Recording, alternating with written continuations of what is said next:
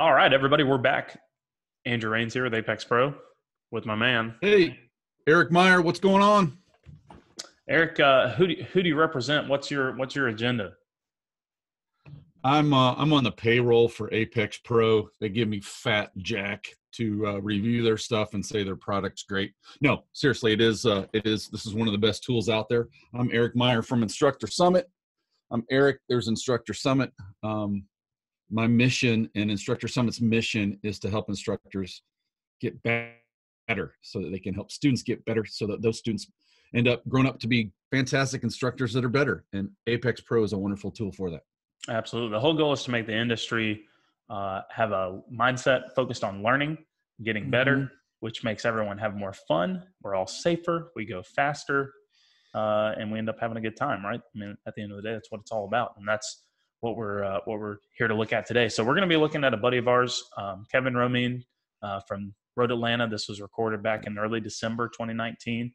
Kevin drives a Porsche GT3 on the standard Michelin Sport Cup 2 tire, and GT3 about 500 horsepower, about 3,100 pounds, maybe a little more with driver, maybe 3,300 pounds with driver or so. Eric, what do you like about the Porsche? What do you expect to see on the data here before we pull it up? It's got a lot of traction off corner because of the car and the motor location. Has some legs down the straight. Has great lateral grip, super great lateral grip. All around, it's wicked. This pretty much does everything well, right? Yeah, and it's got a great transmission. I'm jealous. I got transmission envy. Yeah, this is the Porsche double clutch, the PDK transmission. So no three pedal situation for Kevin. This is two pedals, which is important. You can actually see this in the data. You can see the transmission in the data. Yeah, you can tell a difference between this and a manually shifted car for sure. But by the way, quick story while you're getting all that figured out, my man. You can actually shift more quickly at Daytona and see the benefit big time in your speed trace. And if you just didn't know what I said, basically it's this: if you're a slower shifter, if you're a really slow shifter at Daytona on a manual gearbox, if you learn how to be more efficient, there's a whole second there, gang. 1 second in your time. If you're an average person and you can speed that up, there's more than a quarter of a second and more like a half. It's that much. Yeah, absolutely. It makes a big difference. The more percentage of wide open throttle, the more the shifting, the difference that it makes, right? So at Road Atlanta on the back straightaway, it makes a pretty decent amount of difference. But overall, compared to the full lap time, it's not as significant as somewhere like Daytona, where you see a lot of time at wide open throttle. So Eric, I've got long G. On that same note, since we're chatting here, if you're a competitive spec racer and you're babying your transmission, that's what it's costing you. Yeah. So it's worth overhauling your trans so you can shift more quickly, because it really at Daytona, it's huge. Road America as well. More in Daytona though. I would venture to say as well, there's a point at which you can shift quickly and not damage the transmission. There's a real art to it with three pedals. Yeah. There's a real art. You know, I spoke a lot about this to a friend of mine who was racing MX5 Cup at the time, Robbie Foley, who's now killing it in IMSA and GTD. And he was saying that he was able he grew up driving manual transmission cars, a lot of vintage cars. His dad had older Hondas and stuff like that, stuff that had delicate synchros, and he had to really learn how to shift well. And he said that he could make a transmission last easily the whole season, but he could also shift quicker than most of the guys around him, some of the people that were tearing up transmissions. He said it's all about that finesse that you have with the shifter, right? And a lot of times it's kind of that two-stage shifting process where you almost push up against the synchro right before you pull the shifter back into the gate. You kind of bump it against the synchro while you have the clutch in, and you pull it back. It's the old little click versus the wham. That's right. Wham is damage. Yep. And you can do it really quickly. I mean, we're talking microscopic and not damage the transmission. But what Kevin's experiencing here with the Porsche transmission, the PDK transmission, is very seamless shifts because there's two clutches in that transmission, one to disengage the first gear and one that re-engages the second gear. And so there's very little overlap. Dude, you're giving me transmission envy. Yeah, 2 clutches. Eric doesn't have 2 clutches in his transmission. I do. They're just not as good as yours. Oh, you do. That's right. You have the BMW one. It's called the DSG. Yeah, DSG. I thought that was Volkswagen. Whatever. We'll move on. It's the dual clutch. Yeah. Yeah, we're looking at DCT. DCT. Double clutch transmission. That makes sense. All right, so we're looking at Kevin's data here. Eric, what stands out? So let's talk about the format here real quick. We have 2 sessions pulled up from Kevin. One where his fast lap is, and I will notate this so everyone can follow along. His fast lap is a 1:38.49 in the first session.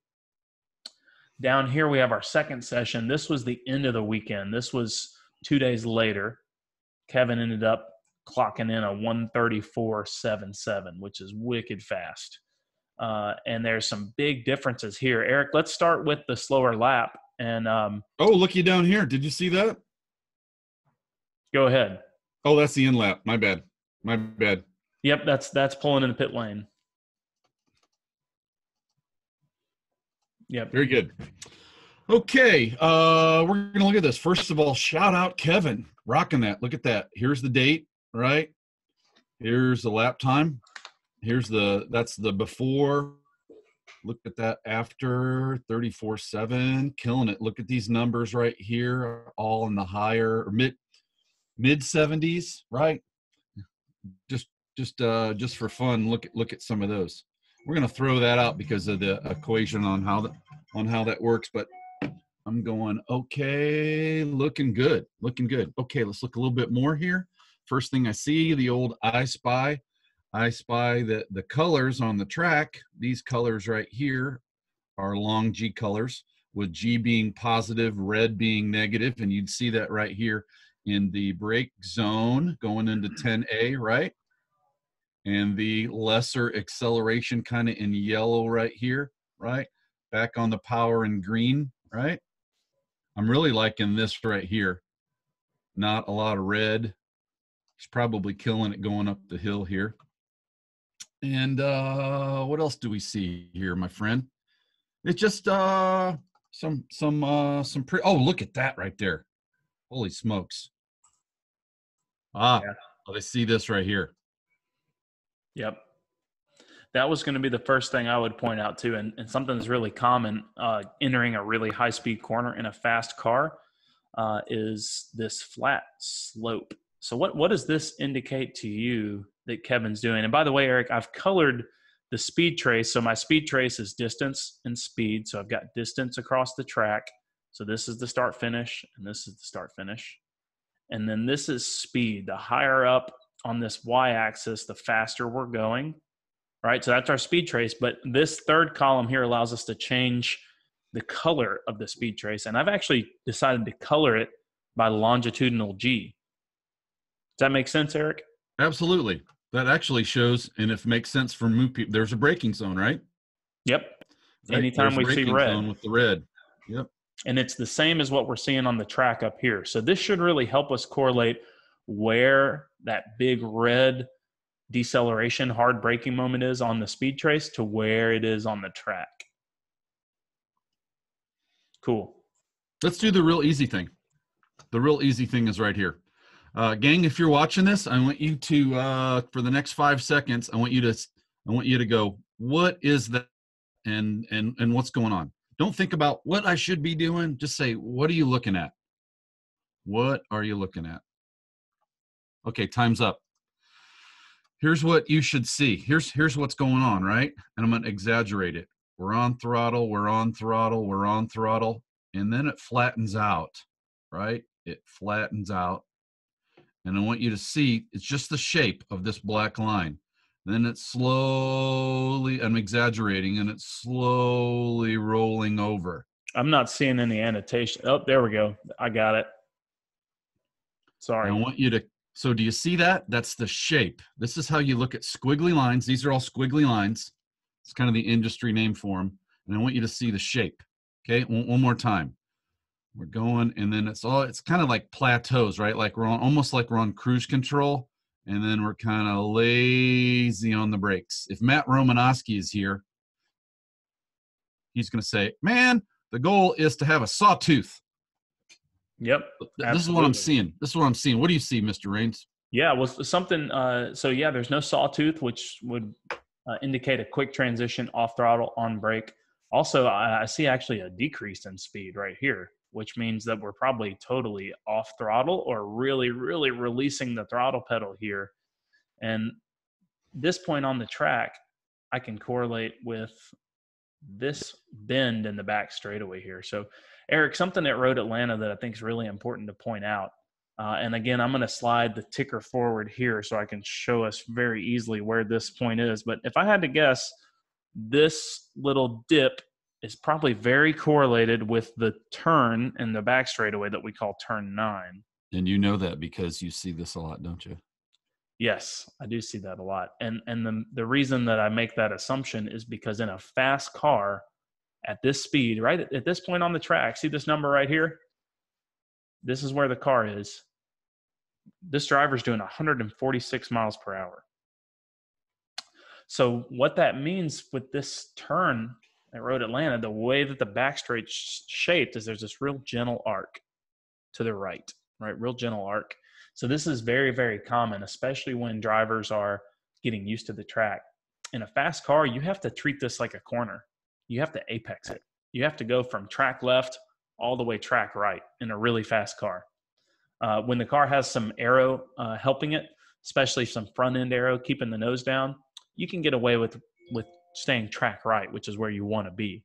But in a really fast car, you got to go all the way track left to track right. So much so, Eric, when I had the stock car that I drove, that I've talked a lot about, probably too much about, it didn't have the same amount of. He talks way too much about it all the time, and his wife calls me and says, "Get him to stop talking about it." Stop talking about it. It's because I loved it. It didn't have a splitter, so it had an air dam, but it had no aero that went under the front. And I was doing about the same speed that Kevin was at this corner, and you literally had to go from the white line on the left side of the track to the white line on the right side of the track to stay wide open throttle there. Or you would end up track left for your braking zone here, which the next turn is to the left, right? So we want to be on the right side of the track over here, right? So that's probably the reason that I'm seeing the hesitation, is I don't think Kevin had a dramatic enough arc going through that corner, right? Really apexing it. And this was one of his first sessions out on the racetrack. Yeah. So we're being kind to this guy, right? We're out here and we're out here early, right? Stretching his legs, getting things figured out. But that's why we're here, to look at data. This is how you learn, guys. Just don't look at your fastest lap and go, yeah, compare. Look at different ones. Yeah. You would not believe. You just start looking at the lines. Start looking at the lines. So real quick on this, Eric, the next lap is a little bit slower. He could probably encounter traffic or something, but I want to look at it anyway because I want to see if the trend is the same, right? Does that make sense? Oh yeah, looky there. Right. Oh, what's this right here too? Is that little? What is that thing over there, dude? That's a release of the brake pedal right there, Eric, and it's correlated by this color right here. See how easy it is to see the color when we have long G overlaid coloring the speed trace and on the track? That color right there, right here. Right? It's the same thing. So this is a consistent problem. And a lot of times we want to look at consistency as far as identifying traffic or identifying things that stand out when something's abnormal. So a lot of times you hear drivers say, when I look at their data, a lot of times you say, well, I had traffic that lap. How do we know that you had traffic that lap, right? We need to verify that. How do you know? Some people have really great memories. I don't. I don't. You just got to look into it and go, okay. Right. You want to look at the variation of that speed trace. And if it's doing something consistently, guess what? You didn't have traffic. All right. If it's doing it every lap. If it's doing something different, like this one is on Kevin's, because guess what? Kevin was releasing the throttle here, but this one really drops off, right? And he actually had a really smooth application of the brakes all the way through the entry to 10A, the braking zone to 10A last time. And look, Eric, he's track left while he's braking here. Let's look at the first lap. Does everybody see that? We're looking right here in the car positioning. Yep. I'm going to move to the second lap now. That to me says that he's passing someone Yep. He See caught that? them right here where the speed trace starts to slow down. He waited until he got a point by. Then he made the pass on the inside of the turn here. Or he passed them somewhere in this area and he stayed track left out of respect for them. So that was more than likely traffic there. So we can kind of deduce, if you really learn how to look at these lines, you can kind of deduce these on-track situations, right, Eric? And this is something that an instructor— Deduce, Watson. Blah, blah, blah, blah, blah. Yes. What do you think about that? This is the Sherlock Holmes of data. But that's something that's powerful for an instructor to know how to do, to identify traffic in the speed trace. Before we go too far in here, Eric, do we want to look at an overlay, since we haven't, in this series of I Spy videos, we haven't really overlaid 2 laps yet. I was thinking we can overlay his fastest lap from Sunday with this original data set from Friday. What do you think? Yeah, I think that'd be great. Cool. So I'm going to pick this 134.77 lap with a 74% apex score.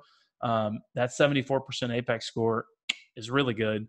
And you notice, like you pointed out, there's a 76% right here on his first lap. Well, guess what? That was his first lap out. The device didn't have much information to go off of, and it goes, whoa, we're looking pretty good. But guess what? The next lap, we see it drop, right? So 74 on his third lap here is a much more true indication of his actual grip usage. So I'm going to select that lap. I'm going to go back to what you just said right here and say this. If it's your first day back in the gym for a long time and you do your bench press maximum, that's your record. That's your PR. You got nothing to compare it to. This is one of the reasons the out lap on the first lap, right, of the morning is so high. You'll notice that it actually trends downward in the next one. Yep. Absolutely. So often you can see a higher apex score, correct? Mm-hmm. Right from the very early on laps until the machine learning takes over and gets a more accurate value, if you would. The Apex Pro device, of which we say the lights represented here, is dependent on the information that you give it, the accelerations and the track data that you show it by driving. Mm-hmm. So that and first more information, right? Yeah, exactly. The more information, the better. So I'm going to then tap and hold on this 138. I'm going to put my finger right on top of that 138.49, and I'm going to hold it until 2 laps appear on both screens. Does that make sense, Eric? Yep, and I see the color right here, the red and the blue. Yep, absolutely. And I always recommend, if you're looking at 2 laps, select the fast lap as the blue lap as your first lap. That's kind of how the system is designed. That's kind of how this review process from internally, how we design the UI. So select the faster lap as your blue lap. The first. Do you do that first? So is the first one always blue that you select of 2 sessions? Yes, sir. The first one's always blue. The second. So you would do this first. You'd touch here, touch and hold here, and then pick your whichever one out of here for comparison. Yep, absolutely. So what catches your eye? And let me point something out that's new, Eric, that people who are using the app might not be familiar with. I spy. It's look at that. See the color difference, gang? Yep. So this number right here is the position on the racetrack. That's at 3,451 feet of the track, right? I think it's feet. Does that make sense that it's feet? Oops, sorry, no, it's right here. It's meters. Yep. That would be meters. I'm sorry. 5,200 something is a mile. So yeah, that's meters throughout the track. Those 2 numbers represent the speed that the car's doing at that point on the track. So what stands out to you from looking at that, Eric? Well, this is this, which means this is part of right here, right? Am I doing this right? Let's see what else we got going on. Well, here. the big thing that I was getting at here is just the difference in speed. Oh, you're talking about the big old. Yep, that gap that we see. Now it's really easy to quantify. It's only 20 miles an hour. Jeez. Yeah. That dude's hitting almost $160. I am so jealous. Would you say that that's a big part of the lap time gain overall, Eric? Oh man, Well, you want to measure it? We Got a can. feature that does that. So guys, you want to go back? Back to speed. Yep. Okay, so we're really talking about here, right? And right here, right?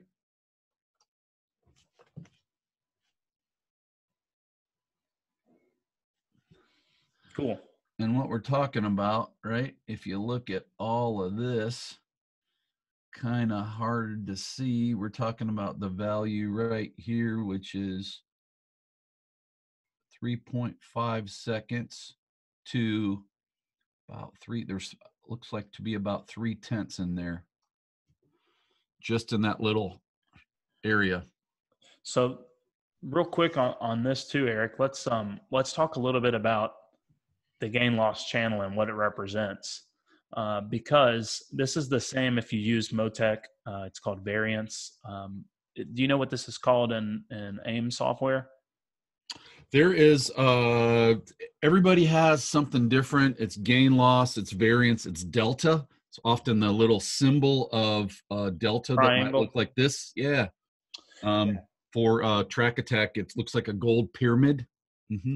So what's important to know about delta, the delta time, is that it's cumulative, meaning that it adds up over the course of the lap. So it's not instantaneous. So we're zero right here. Does that make sense? Mm-hmm. And we're really talking about the difference between this one right here and this one right here.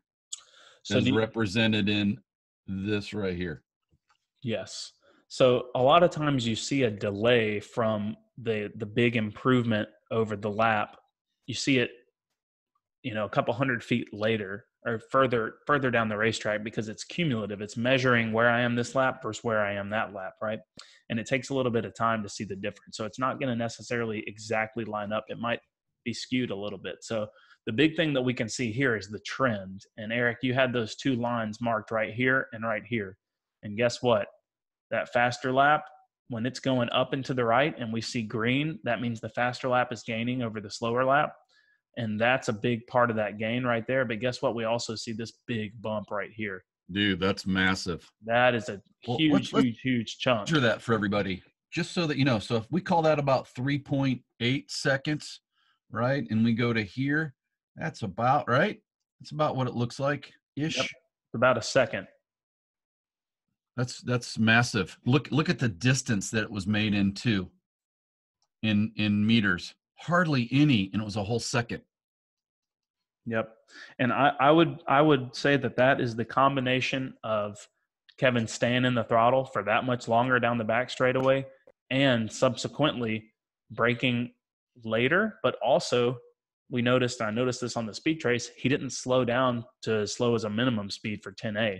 He carried more speed through 10A and accelerated and got out of 10B a little bit better. And that cumulative, from this point where it starts trending up to right here, is that gap that he created. And it's well over a second.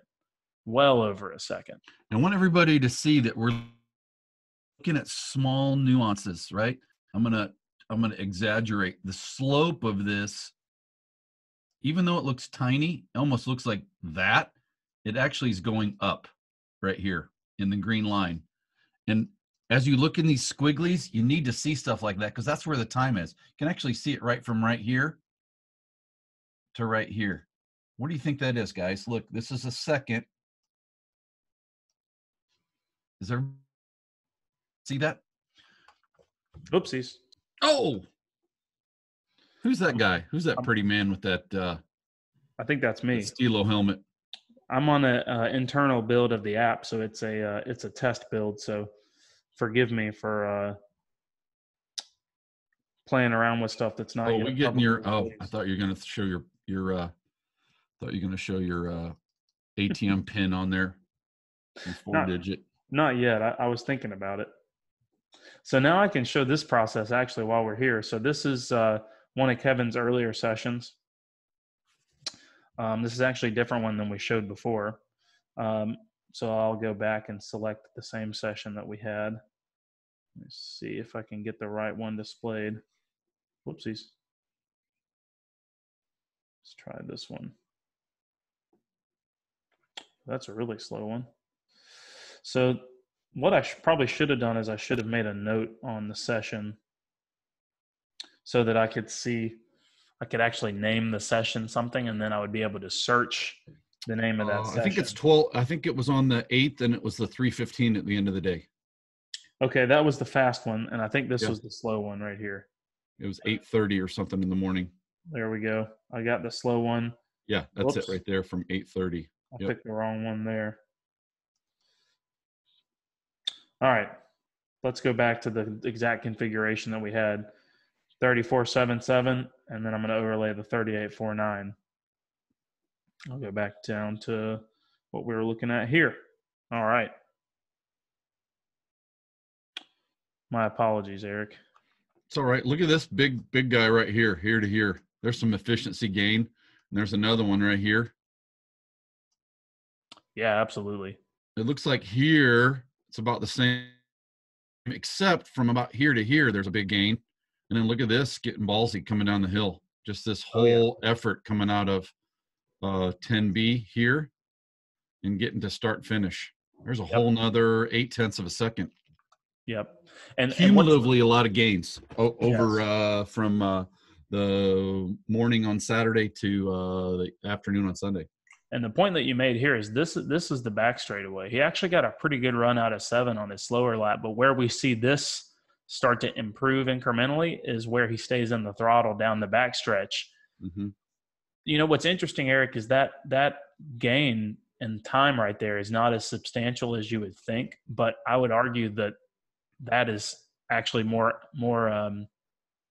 we see it more here after he actually goes to the brakes, because he brakes so much later, and that cumulative math that's being done between where am I on the track on this lap versus where am I on the track on this lap only catches up from that gain as he's exiting 10A right here. So would you throw long on here for a second? Sure. I'm going to put a little indicator. Okay, guys, I want you to see this. So the right here, right, and right here is where we're seeing decreases in red, right? Do you see that? I'm going to throw this thing out the window right here. You like that, Mr. Rains? Yeah. Oops, see, I'm going to do that again. Here and here. You want to switch back over to gain loss? Yep. That's where it starts going up. So that's the braking zone right there. It's actually sloping up, guys. Yep, and it keeps sloping up. Which means he's gaining time over the slower lap. That's a big one. So something that's important to reference here too is this is really common. See how this slope just constantly goes up? Eric, I'm willing to bet where that my arrow ends right here, I'm willing to bet that's turn 7. Yep. Right? Yep. So hey, by the way, tell people why you said that. Because you need to be able to, guys, you need to be able to look into these lines and go, I'm willing to bet that's turn 7. How'd you come to that conclusion, Mr. Rains? Well, so Road Atlanta, and I'm going to do the same thing on the track right here, right? What's happening with the car from the exit of turn 1, which is right here, all the way to turn 7, right? Is the car ever really straight for very long? Maybe this little part right here, right? But the entire front half of Road Atlanta, the car is loaded laterally and turning, right? And that's the biggest part of this track that you'll see the biggest gains between not knowing the track early on and when you've gotten fast there, right? The back straightaway, as long as you can stay on the throttle all the way to the brake zone, it's pretty straightforward, right? Same thing with the front straightaway out of 12. 10A and 12 will make a big difference in your lap time, but I would be willing to argue that at Road Atlanta, this front half of the track makes the biggest difference in your lap time. So what we can see with this gain loss channel is this massive constant upward trend means that Kevin has improved everywhere on the first part of the track. He's carrying more speed through turn 1. He's getting through turn 3 a lot quicker. He's carrying speed through the S's. He's not braking as much in 5. He's letting the car roll good speed through there. He's also getting through 6 really efficiently. And then he's getting a good exit out of turn 7. And that is all why we see this trend going like this, right? It doesn't ever slow down, right? There's not a single point on these 2 laps, when we're looking at this 138.49 versus the 134.77, where Kevin is really faster on the slower lap, right? He's consistently faster everywhere. So that's really important when you want to measure your improvement over the course of the weekend. Now, what we can do is we can overlay a lap that's much closer to that 34.77, and we might actually see that on some of his slower laps that had a slower lap time, he might have gained time in other places. So that's for a little more nuance. But I think that's important to point out that on this particular racetrack, all those corners are very connected. So if he gets through turn 1 faster, he's probably going to be faster through turn 2 and 3. Right? If he gets through there faster, he's probably going to be faster as he enters the S's. It's a compounding There's a whole effect. bunch of compound corners right here. Yep. But conversely, this right here, the slope of that one, that's what you and I saw. Guys, here's what you see right here. When there's a hardly any delta right here, when I say delta, that means the difference between here and here. When there's hardly any of that, that's almost always a big old straightaway. Mm-hmm. And you see this lit. What it is it's not do do do do do do do do do. It's just flat. It could be like that, or it could be like that, or it could even be like that. That's what this is right here. That's you and I's indication, right? That hey, something's going on right there. You want to go to turn 7? Sure. I was going to ask you kind of more of a philosophical question that is something to think about, and then let's wrap it up and give Kevin something to work on off of. Dan DeSalle just said, "Hey, when we looked over his data yesterday, he's like, I'm looking. Thanks for interesting info on the laps at Road Atlanta last night. That was my 3rd day there, so at least I will know where to push it next month." Thanks, Dan. Good deal, Dan. In a high horsepower car, once you exit the corner, right? Would you argue that the difference between in the gain loss channel is going to be more substantial or less substantial? As in, is there more potential to lose lap time on the straightaway or less compared to a underpowered momentum car? I'm not sure I understand say that another way, brother. So a horsepower car that's capable of being close to the traction limit of the tires as it exits a corner, it can even if you don't get an ideal exit, it picks back up, or it's going to catch back up to the ghost car, to the slower lap fairly quickly, right? Or to the faster lap. I'm sorry, we got a better exit fairly quickly, right? Like that's a lot of times why we see that. If we're looking at a Miata and one Miata, and we're looking at this gain loss channel, so a slower lap and a faster lap of Miata down a straightaway, it might look a little different than this, right? Notice how this is very linear. Kevin only really starts to improve here at the end of the straightaway, but his exit out of 7 to this point is almost identical to his lap. It's matched. It's the same. Yeah. Right. On a Miata. No gain, no loss, right? In a Miata, it's going to be a little different, right? Yes. That car needs that extra 1 mile per hour through the previous corner to carry it all the way down the straightaway. Whereas in a horsepower car, that's a little less important, I guess. You want to sacrifice that 1 mile per hour in the corner to get on the throttle sooner, because you can accelerate for longer. This one right here is also the reason in spec racing why people team up and push each other together. They bump draft. They sneak in behind the draft. 2 people can work together, or more can work to a team to catch someone who's going to be solo like this. I don't know if that made a lot of sense, but if I think it's something important that it is something that is important to understand. If you start pulling a gap in a Miata down a straightaway, the Miata just slowly pulls away, right? If you're 2 GT3s and you exit the corner, even if one guy's a little bit quicker, you're going to keep a pretty consistent gap to one another down the straightaway. And that's just a very practical thing to understand. But let's look at turn 7 real quick, Eric, and see, because I think that's where Kevin has a little bit to gain on his fast lap. Would you agree? Well, let's take a look. Cool. Are we playing I Spy? Yeah, let's look at turn 7, turn 6, turn 7, and play a little bit of I Spy. Well, I spy right now that this red lap of a 38 is this red lap, right? Mm-hmm. I spy that we're looking at long G, right? Long G is what your feet is, right? This is accelerator. This is brake, right? Mm-hmm. And if we're looking at turn 7, we know that this is the back straight because we just talked about it. That would be turn 7, right? Beginning of turn, excuse me, we're on to the throttle because right here is 0, right here. Sorry, this is, let me do this so everybody can see this. So here are the zeros, everybody. This would be a brake and another braking zone.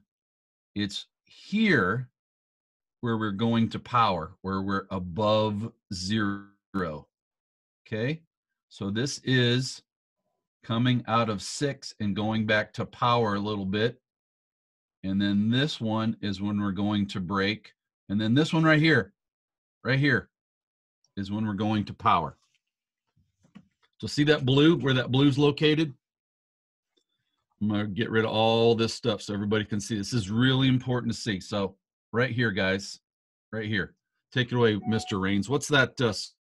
And tell us about the blue lap right there. So the blue lap, so in both laps, he's actually accelerating in the exact same place. And I'm going to spread this out a little bit so we can get a little bit more resolution here. What I find that's really interesting about Kevin's brake release in this corner is that he releases it nice and smoothly. On the red lap, he actually went to throttle sooner. And I know that because I'm looking at this curve right here. From this point, we're at 0, and he's actually starting to feed in the power, right? See how the red line actually overtakes the blue line here? You see that, Eric? And it actually allows him to accelerate a little bit faster right here as well. But see how this is still very similar? The curve, the trend is very similar. I think he's squeezing back to throttle here. And let's remember, this is a 500 horsepower car, got a lot of grip on power, but still might have a little bit of traction, traction loss at this slow speed because we're only going 40, 50 miles an hour here. On the blue lap, he actually gets to throttle later, but his tendency with the throttle is the exact same. But do you see this peak, this high acceleration right here, Eric, over 0.4 G? Yep. Right. That's because we're in third gear, right? The car's going to hit really hard. There's a lot of power. The car, he's in automatic mode with the PDK, so it might even downshift a second, which might be this dip right here. Can you move the slider a little bit down track a little bit to go there? Yep. You see what Mr. Rains just did right here, guys? He went right here, right? He went right here with the slider, which correlates to right here, which correlates to this acceleration value, positive, which correlates to right in here. Yep. I'm going to make an argument. Oh, which also ties into here, right, guys? Which also ties into right here. All these things are the same. Yep. And all those green lights show us that Kevin's accelerating at the limit of the tire's grip at this point on the track. What I want to look at here, though, is this. You see this bobble right here in the G trace at 0? There's a hesitation right there. Absolutely. Let's see where on the track that is, because I think that's going to be our key to uncovering more here. Guys, if you're watching this, watch this little portion we're doing again here from about call it 3 or 4 minutes ago, maybe 5 minutes ago. Understanding what's going on right here, which is basically what's going on with your feet, and we're going to talk about this a little bit more. This is what the ability that you want to earn and learn. And this right here, this channel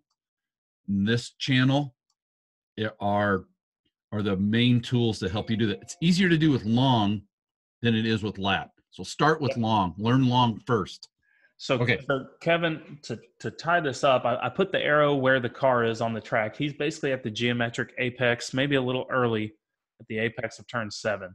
I want you to stop for a second, yep. and I want everybody to show that. First of all, here's our indicator, right here, which relates to right here, right? Yep. And then I want everybody to see the 0 line. I want you to be able to see this, guys. This is how you learn. This is why we're here. We're here to help. Here is below this is braking, and above this is accelerating.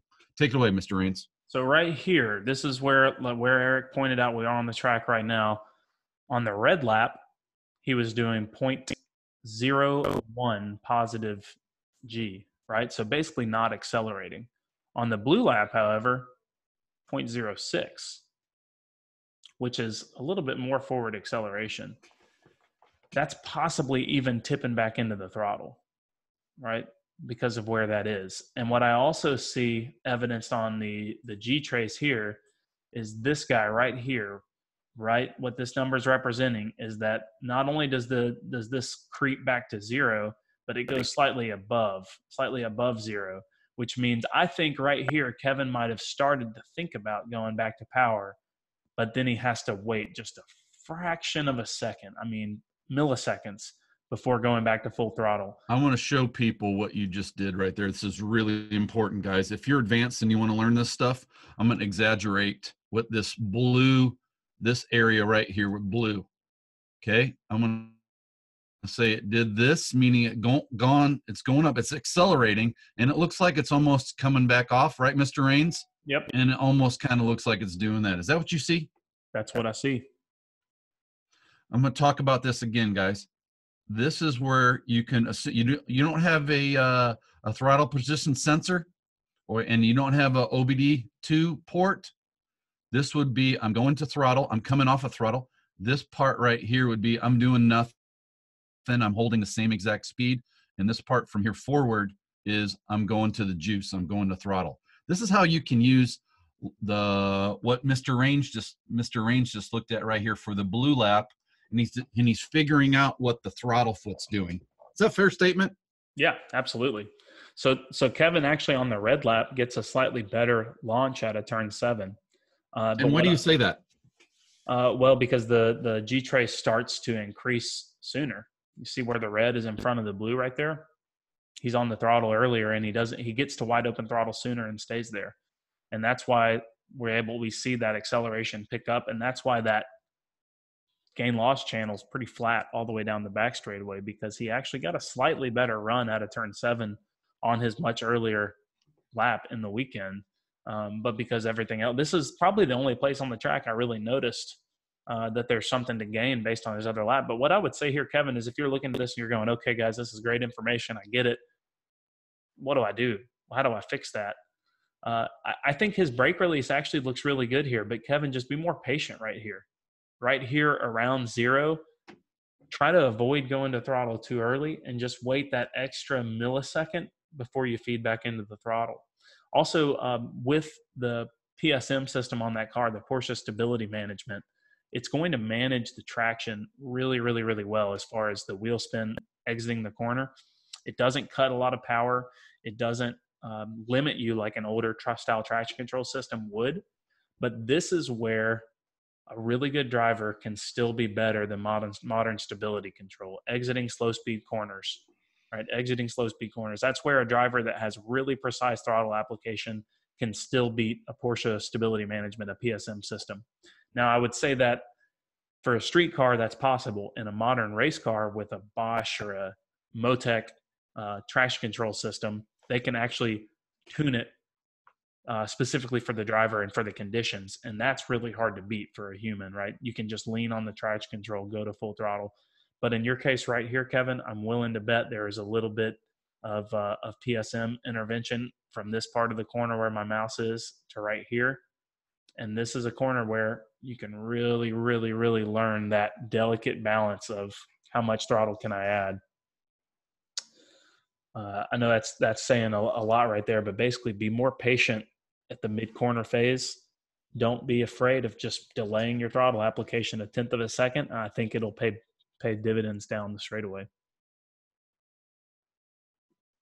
Fair statement, Eric? 100%. Cool. I'm going to wrap that up there for Kevin so we don't keep rambling on because we'll do this all day. But great work, Kevin. You look really good. Obviously lap times reflect how quickly you were going throughout the weekend. There's a little bit more there, but there's not a lot. And I really like seeing that. We're looking at really nuanced stuff here. Cool. I'm going to wrap it up. Thanks for joining me, Mr. Meyer. You betcha, brother. Always fun. Absolutely.